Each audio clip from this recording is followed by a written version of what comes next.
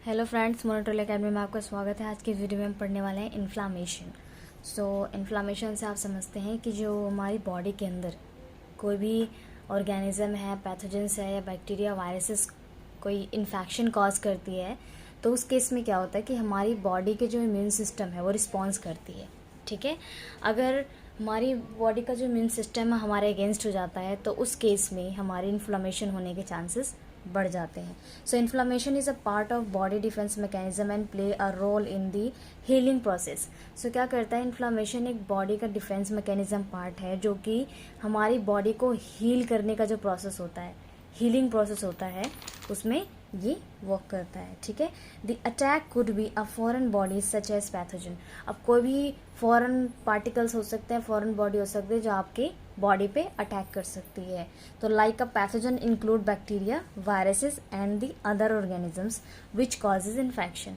तो ये जो बैक्टीरिया, वायरस और ऑर्गेनिजम्स हैं, तो ये क्या करते हैं, आपके बॉडी के अंदर एंटर करके पैथोजेंस कॉज कर सकते हैं। टाइप एंड सिम्टम्स, ये जो इन्फ्लामेशन है बेसिकली टू टाइप्स के होते हैं, एक एक्यूट एंड क्रॉनिक इन्फ्लामेशन। ठीक है, सो फर्स्ट ऑफ ऑल पर एक टर्म पढ़ने वाले हम मेजरिंग इन्फ्लामेशन। सो मेजरिंग इन्फ्लामेशन, हम किस तरीके से इन्फ्लामेशन को मेजर कर सकते हैं या फिर लोकेट कर सकते हैं। So when inflammation is present in the body there will be higher level of substances known as biomarkers. अब कुछ बायोमार्क्स ऐसे होते हैं जिनका लेवल हाई होने से हमें पता चलता है कि हमारी बॉडी में कहीं इन्फ्लामेशन हुई है। सो कैसे पता चलेगा? An example of a biomarker is CRP, C reactive protein. So C reactive protein एक ऐसा टेस्ट है जो बायोमार्क की तरह वर्क करता है। सपोज कीजिए आपको कोई इन्फ्लामेशन हुई है, डॉक्टर ने आपको टेस्ट लिखे हैं। ठीक है, डॉक्टर आपको टेस्ट सजेस्ट कर रहा है CRP। अगर CRP का लेवल आपका बॉडी के अंदर हाई है तो इसका मतलब कि आपकी बॉडी के अंदर कहीं कहीं कहीं भी इन्फ्लामेशन हो सकती है। एग्जैक्ट लोकेशन नहीं पता चलेगी, लेकिन ये पता चलेगा कि इन्फ्लामेशन है आपकी बॉडी के अंदर। So CRP level tends to be higher is older people and those with condition such as cancer and obesity. So friends, जो लेवल्स बढ़ने का सबसे बड़ा कारण ये भी हो सकता है कि आपको कैंसर की कंडीशन में भी CRP लेवल बढ़ सकता है, और आपकी ओबेसिटी जो है, ठीक है, जिस तरीके से आप अब एक्सरसाइज नहीं कर रहे हैं, आप अनहेल्दी फूड खा रहे हैं, आपकी जो डाइट प्लान है वो सही नहीं है, तो उसकी वजह से क्या होता है कि जो ओबेसिटी है, ठीक है, वो बढ़ जाती है। सो फ्रेंड्स, अब हम पढ़ेंगे फर्स्ट हमारा जो इन्फ्लामेशन है, एक्यूट इन्फ्लामेशन। ठीक है, so an injury or illness can involve acute or short term inflammation। so कोई भी इंजरी ले सकते हैं आप, कोई भी छोटी इलनेस ले सकते हैं जो शॉर्ट टर्म के लिए हो आपकी बॉडी के अंदर, that is called acute inflammation. So there is a sign of acute inflammation की क्या क्या साइंस है? Pain, so they may occur continuously और only when a person touches of the affected area. अगर आप अफेक्टेड एरिया को, ठीक है, टच करते हैं तो वहाँ आपको पेन कॉज होगा। ठीक है, redness, so this happens because of an increase in the blood supply to the capillaries in the area. Redness क्या होता है, कहाँ कहाँ होगा? जहाँ पर आपको ब्लड सप्लाई हो रहा है, ठीक है, वहाँ पर ज़्यादा हो जाएगा। सपोज कीजिए कि आपको कम पानी की ज़रूरत है, आपको ज़्यादा पानी पिलाया जा रहा है, तो उस टाइम पे क्या होगा कि आप वॉमिट कर सकते हैं। ठीक है, सो वैसे ही है कि जो हमारी कैपिलरी ट्यूब होती है, कैपिलरी वेन ले लो, ठीक है, वो क्या करता है, जो ब्लड को सप्लाई करता है, अगर वो सप्लाई कंटिन्यूसली हो रही है, स्लो हो रही है, अगर वही बिल्कुल से ही इंक्रीज हो जाए तो उस केस में रेडनेस होने के चांसेस होते हैं। Swelling, so a condition cell oedema can develop a fluid builds up. अगर फ्लूइड जो है वो बिल्ड्स अप होते हैं, उस कंडीशन में एडिमा होने के चांसेस होते हैं। ठीक है, तो वहाँ पर स्वेलिंग आ सकती है। Heat, so increase blood flow may leave the affected area warm to the touch. अब क्या है, इंक्रीज ब्लड फ्लो, अगर ब्लड फ्लो इंक्रीज होता है आपका तो ठीक है, तो अफेक्टेड एरिया क्या है, warm to touch. This sign are not always present, sometimes inflammation is silent without symptoms.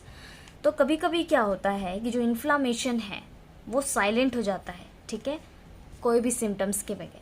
अगर ऐसा हो रहा है कि आपके कोई भी इन्फ्लामेशन हुई है तो आपको सिम्टम्स भी देखने को मिलेंगे, लेकिन कई केसेस ऐसे होते हैं जो विदाउट सिम्टम्स भी इन्फ्लामेशन होती है।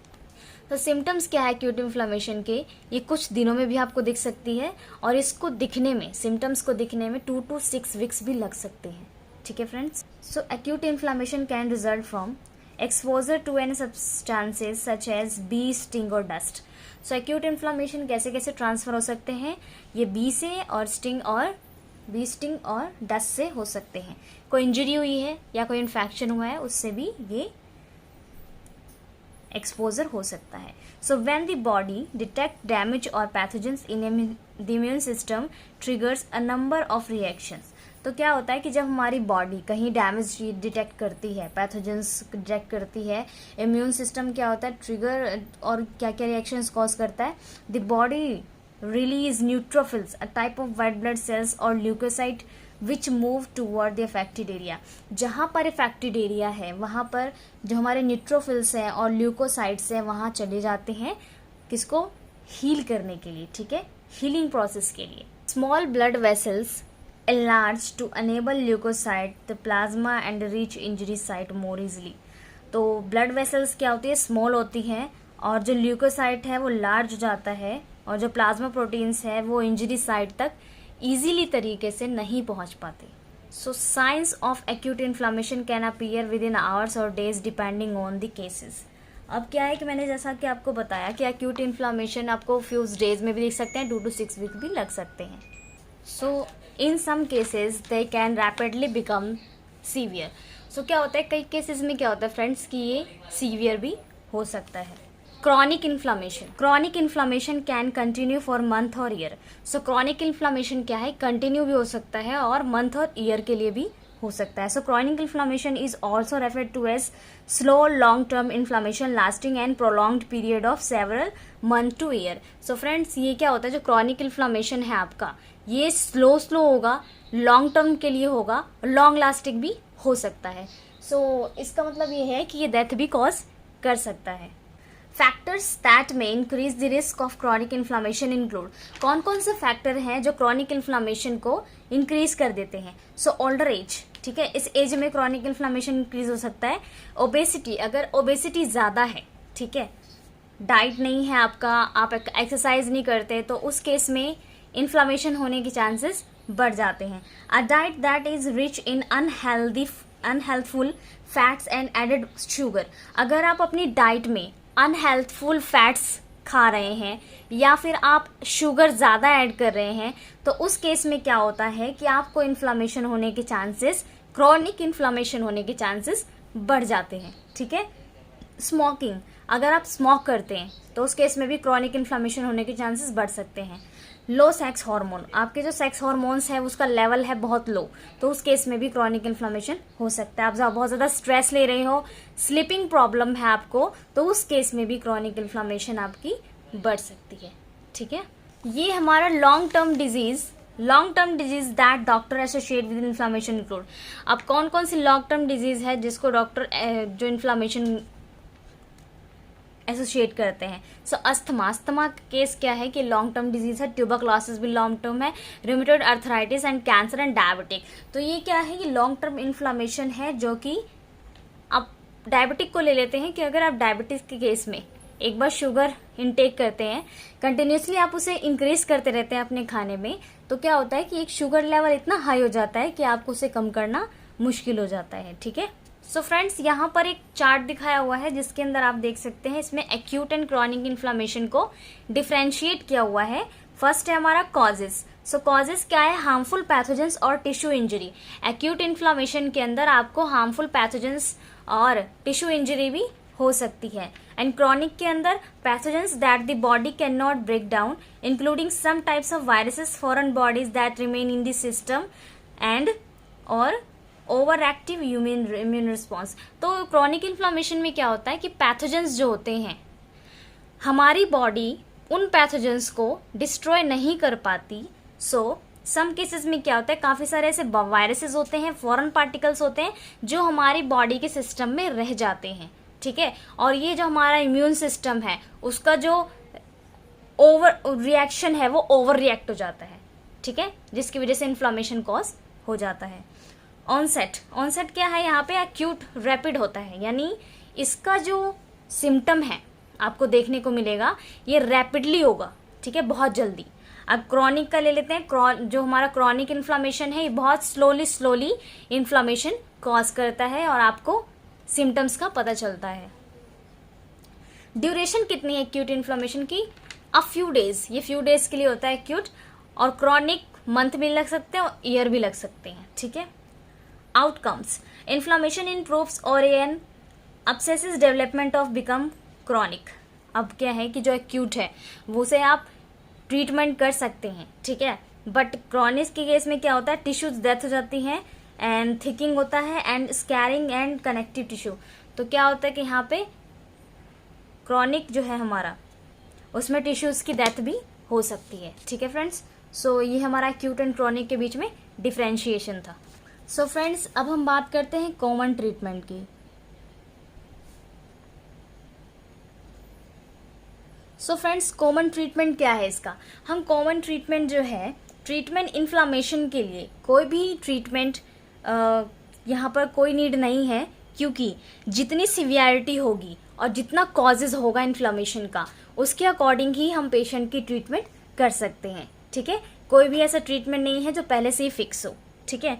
सो कभी कभी क्या होता है कि जो इन्फ्लामेशन है वो लाइफ थ्रेटनिंग भी हो सकती है। Life threatening in the sense कि काफ़ी टाइम तक चल सकता है। आप डायबिटीज़ को ही ले लीजिए। डायबिटीज़ क्या है, एक लॉन्ग टर्म डिजीज़ है जिसमें क्या है कि अगर आप शुगर अपने खाने में ऐड करते रहते हैं तो शुगर को जो लेवल है वो कम नहीं होता, वो बढ़ता रहता है, ठीक है। एक्यूट इन्फ्लामेशन, एक्यूट इन्फ्लामेशन के अंदर क्या होता है फ्रेंड्स, एक्यूट इन्फ्लामेशन के अंदर आपको अगर बैक्टीरियल या फंगल इन्फेक्शन है तो बेसिकली जो डॉक्टर है वो एंटीबायोटिक्स और एंटी फंगल ट्रीटमेंट प्रिस्क्राइब करते हैं, ठीक है। जिस केस में क्या होता है कि आप उसको रोक सकते हो या फिर उसको ट्रीट करने के लिए अपनी बॉडी को धीरे धीरे हील कर सकते हो। ये होता है हमारे एक्यूट इन्फ्लामेशन के अंदर। सो इसके अंदर क्या है कि पेन रिलीफ भी दिया जाता है। आप देख सकते हो पेन रिलीफ के अंदर आपका पैरासीटामोल, थायनोल एंड रिलीफ पेन, बहुत सारी चीज़ें आ सकती है जो क्या करती है, इन्फ्लामेशन को रिड्यूस करने में हेल्प कर सकती है, ठीक है। सो आपने एक मेडिसिन का नाम पढ़ा होगा,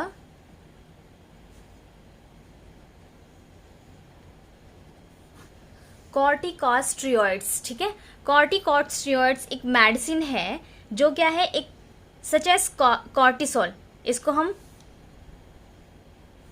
सच एज कॉर्टिसोल, इसमें क्या होता है, ये एक तरह का स्टेरॉइड हार्मोन है, ठीक है। ये क्या करता है, जो भी अफेक्टेड वेरिस, जो भी मैकेनिज्म अफेक्टेड है, ठीक है, इन्वॉल्व है इन्फ्लामेशन में, तो ये क्या करता है, उसको हेल्प करता है, उसकी कंडीशन को, उसके रेंज को क्या करता है, उसमें हेल्प करता है, ठीक है, हमारा कॉस्टेरॉइड्स। सो ये किस किस कंडीशन में है फ्रेंड्स, आपके अर्थराइटिस के केस में है,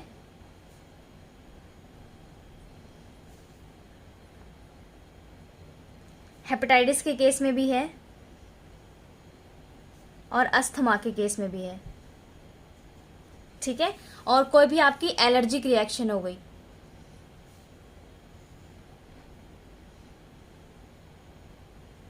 ठीक है, कोई भी आपकी एलर्जिक रिएक्शन हो गई वो इसमें हेल्प करता है, ठीक है।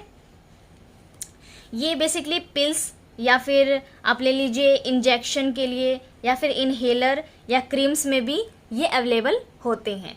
तो ये कई सारी कंपनीज प्रोडक्ट बनाती है कि आप जिस तरीके से उसे इजीली यूज कर सकते हो अपनी डेली लाइफ में, तो आप उसको उस तरह से इनहेल कर सकते हैं या फिर सरफेस पे लगा सकते हैं।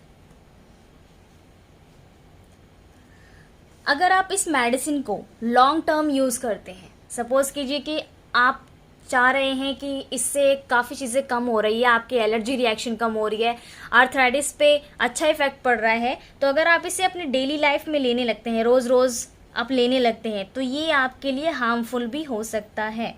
और बिना डॉक्टर के एडवाइस के आपको ये मेडिसिन नहीं लेनी होती, नहीं तो ये आपको हार्म भी कर सकती है, ठीक है फ्रेंड्स। ये तो बताया मैंने आपको मेडिसिन का, एंड काफ़ी हर्ब्स भी यूज़ कर सकते हैं। हर्ब्स ले सकते हैं आप फॉर इन्फ्लामेशन के लिए। हर्ब्स कौन कौन से ले सकते हैं फ्रेंड्स? आप जिंजर ले सकते हो, जिंजर ले सकते हो या टर्मेरिक ले सकते हो, ठीक है। जिंजर बेसिकली क्या होता है कि जिंजर है वो आपकी जो भी गैस्ट्रोइंटेस्टाइनल प्रॉब्लम है, ठीक है, उससे आपको रिलीफ करता है, ठीक है। ये या फिर एज वेल एज आप कह सकते हो कि आपको रूमेटॉइड अर्थराइटिस का जो पेन है, ठीक है, उसमें भी आपकी हेल्प कर सकता है जिंजर। सो जो टर्मेरिक है वो भी आपका अर्थराइटिस में हेल्प करता है, ठीक है। ये तो हो गया सेकंड। एंड थर्ड इज आप ले सकते हैं एंटी इन्फ्लामेटरी डाइट।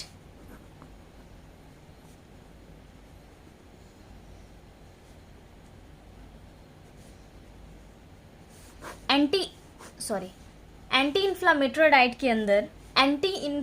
डाइट के अंदर आप ओलिवा ऑयल यूज कर सकते हो, या फिर हाई फाइबर फूड खा सकते हो आप,